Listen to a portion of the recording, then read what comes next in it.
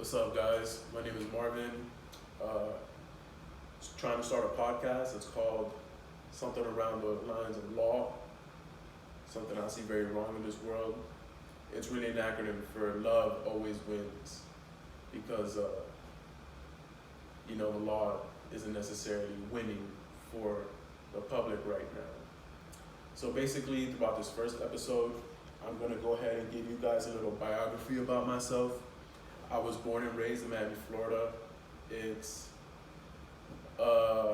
I can't imagine growing up anywhere else. I'm a person that's been philosophical since birth, and it was in my nature, just something I wasn't aware of. And growing up, having certain epiphanies, led me down a path of living through the perspective of philosophical aspects. And this show is really to show in a very simplistic way what is wrong with today's world and how we as people, common people, come to not understand it, ignore it, when really we have numbers and power so that we can not necessarily overthrow, but through the righteous system within itself, overturn. So I really want to say that more than anything, everything I say about myself is going to be simplistic, very, very direct, down to the point. Anything I try to say upon examples that I will end up trying to use to convey my point will be very simplistic, because one thing I've noticed about the world is it's designed to make us fail in understanding how life is around us. There are people who say we are asleep, whereas half of that or the whole of that saying may be true. The same thing doesn't apply to everyone. And I will get into topics like religion, I will get into topics like philosophy, politics, and I will try to make it a common ground between anyone that would like to understand. As I give you more about myself, I say what I just said because in my life, I was very misunderstood. I was not understanding. I feel like I am an old soul. Someone who has not just lived here before, but has tried to do the right thing before. And because of that, it seems crazy how things that are so simple are misconstrued. Things that are so simple aren't viewed in its true nature. Like just smiling at a stranger. Here in Miami, I'm sure a lot of Miamians will agree, why are you smiling at me? And they'll give a mean mug as a reaction. And when I say mean mug, I mean a person who is bothered simply because they don't know. Which is a common misconception of what our reality is. People don't like to be wrong. People don't like to feel like they don't know. So they'll make something up, or they'll feel some type of way that imposes negativity or implies negativity, whether they mean it or not, simply because they feel less than because they don't know.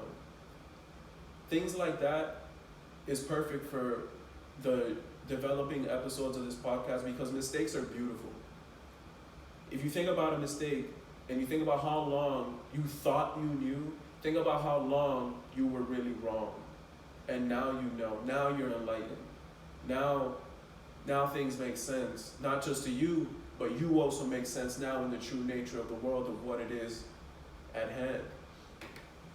In my earphone, I got music playing just to keep my thoughts, in sync. But in essence, growing up here in Miami has really shaped me to be someone that loves people. Things as simple as loving people is very hard, because not to get into religion, and I don't say this because, love thy neighbor like you love yourself or whatnot. I say this because it's in all of us. It's in nature. People like to be polite to one another. The only thing is that we have been filled with such different aspects, different perspectives, that we don't really know how to decipher through so much. There's a phrase called informational overload, which exists in every field, every realm you can think of. At one point, you cannot retain after so much has been given. So it goes for everyone and anything. And my point to you is that even though that exists, you will never stop learning until the day you die. And I want to use that to say, I'm still learning. I'm still an average person who believes in himself and believes in a message that the world needs to hear, which is really love always wins. So back to my bio, I grew up in Miami here on 29th Street in Biscayne. If you guys have some knowledge of movies, there are movies like Sandlot and other movies of that nature that show a close-knit of what's a crew, a group of friends growing up in a cul-de-sac. I grew up in a cul-de-sac, and I grew up with friends like that. My childhood friends are still my friends to this day. I can name friends that I've known I'm 28, and I have friends born January 22nd, and I've had friends that I've known since the womb, simply because my family knew their family, and it was always a camaraderie within our community. They say it takes a village, and I'll tell you from personal experience, it really does. I grew up in a household, single family household, just my mother and my father. At times, my mother's brother would come and stay with us for endless amount of time. And when I say endless, I mean just a long period of time. And my household was trying in a world that was designed to fail. My father did an exceptional job with trying to teach me things that even to this day now, I know where I could have upgraded. My mother taught me how to love. My father taught me how to route, map, and maintain love. So my mother helped me create and instill this in me, and my father showed me what is the right way of using it. And that was a beautiful thing for me, because it wasn't until I was about 19 that I had that sudden realization. I was sitting in my room at home, and I was just stumbling upon meditation, because 2 days prior, I had almost died on my way to go play basketball at the park. It's called Margaret Pace Park. I stay in an active mode, and most of the time, I was riding my skateboard through the sidewalk to get to go play basketball, just being, a young adult male. And a car hit me and threw me onto the main street of Biscayne Boulevard, and a bus passed by 2 inches in front of my face. And it happened right in front of the church. Not saying that it means anything to you, but it meant something to me. I sat down and I was scared. So the lady tried to come out. I explained how everything happened because I saw it. As I'm going, the lady sees oncoming traffic, and long story short, she tried to lie about it. I told her I saw the truth. I explained to her what had happened. She knew that because I explained to her the truth, she knew exactly that I saw, and so she told me, okay, I'm sorry. She admitted it.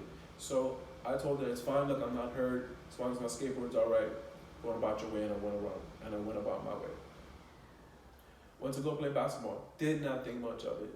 2 days later, same exact thing happens, different person, different car. Same exact way, just another bus. It happened in front of that church again, and I told myself, no, there is an intelligent design going on here. There is something, what's going on?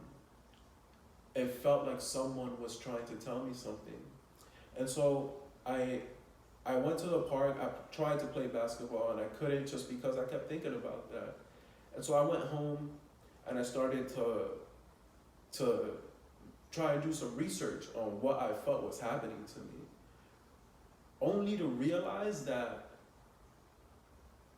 my experiences were not uncommon. My experience was being had by multiple people, and I mean a plethora. So much that this experience, the way that these things happened, there's a map for it. So I couldn't believe what I was reading, so I went down the rabbit hole. What did I go to find? The Merkaba. The Merkaba is a spiritual ascension vehicle, just for short words. I looked up how I can try to do it. I tried every way possible. But at the end of the day, I kept my belief the same. I can do this. I just got to vision it. My imagination can create the truth. I will try. And as long as I tried, I didn't know it yet, but the universe would meet me halfway, 3/4 of the way. Whatever I gave, as long as I gave it my all, the universe was knowing of my omnipotence, so to speak. And so, in a matter of what took 1 hour of me trying to elevate my energy, it hit. Boom. All of a sudden, it felt like every life I have ever lived. And quick side note, Albert Einstein has a quote that says, energy can neither be created nor destroyed. Do what you will with that statement, but what I did was, my soul, me, the soul, is energy. And if I cannot be created nor destroyed, yet I'm here now, does that mean can I be destroyed? Doesn't seem so. Can I be created by divine essence, by a certain idea that once placed labels upon, it diminishes it. Because as the knowledge we have, we cannot comprehend what it is that the essence of life really is. Otherwise, we'd have it figured out by now. So, to revert back to the story, I felt like I had received everything that I had already knew but had somehow forgotten. And with that, I ascended to me, to loving me, to knowing that I was confident and that I was right in what I did because I had no malice in my heart. That was just me. I knew that I could operate within myself however I please because I was confident that who I am and who I was and who I will be is someone that I love. That means no harm, that loves all. And that gave me a different mindset of thinking. So fast forward, I changed my I changed my major in school to philosophy, and I ended up graduating with a philosophy degree, but it's not enough in today's world with that. It's not enough in today's world where there are so many things happening that school just starts to come down this way, and not in the essence of importance, but in the essence of timing. Do we really have enough time to go to school as the young generation is the generation that's going to take this world by storm if they get their mind together, they get their hearts together, but they don't have the time anymore. There's a countdown in New York, I believe, that shows once we get past a point of no return for saving this earth.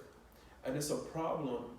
It's a problem that the older generations have given to us and have failed us by giving us these problems. We have people in politics that have no business being in politics. We have people that are activists. We have people that can still maintain a form of human advancement, but because of these outdated rules that were made hundreds of years ago, we can no longer keep a person in a position where they're able to help us. And I'll give an example. We, as a country, have failed the American dream. The American dream didn't fail us because it was an idea. It was up to us to fulfill it. And I'll say that and leave it at that. But when I say we failed this country, I mean in the terms of what this country once stood for. This is a country that was looted from its natives. The people that looted this country recently just showed you in the previous Republican campaign that they don't want you here. They showed you in record numbers. People came out of hiding. People came from all types of holes in the ground saying, get out. And the worst part was, watching my own type of people say things like that. As long as you speak Spanish, I consider you Hispanic. That may not be what the reality of the world is, but my reality is we are all brothers. And so it's only certain things, create a closer bond. And what I mean by that is there were plenty of Hispanics cheering for Donald Trump, which to me lays bottom line. If you want to follow Donald Trump, remember, he considers you an immigrant, so go back to your own country. And that's a lot. Like, who's thinking of that? Where did that start from? Because this country was founded on the acceptance of immigration, on the acceptance of, we have an opportunity for you here. So these are the type of conversations that are going to be developing in my podcast. I will talk a lot about societal views that are very, very in your face and blatant, but somehow we just overlook. Now, this could be due to distractions, this could be due to arrogance, ignorance, whatever it may be. But the simplicity of these conversations will be to divert those distractions. More than anything, I want everyone to know that what I'm trying to do here is to create a safe space for you guys. I want people that feel like they don't have a voice can come on here, comment exactly how they feel, and they will receive love from people that understand the type of world we're living in. This podcast is looking for third eye people, for spiritually motivated people. We need to come together and bring the youth and raise them with the idea that this reality is not going to be the one in continuance forever. At some point, this world needs to come together, and it'll be through technological advancement, through human psyche advancement, through evolution, name your pick. But one thing about it, two things for sure, it has to happen. It will happen. The earth has showed you how species have gone through evolution. Science books have explained it to you to a detail. The one thing, on the other hand, about this is any differences, any beliefs that people don't agree with on me, that is totally fine. I don't know exactly for sure on concrete most of the intangibles, but a lot of these things will have harsh realities. When these harsh realities come to topic and themes, I just ask to please bear an open mind. Throughout my life, if I had not bared an open mind, I wouldn't be where I am today. I'm 20 years old, I'm healthy, there may be a cast on my arm right now, but this is temporary. This is not anything that will remain. And just like that, our life's problems. Thanks for listening, guys.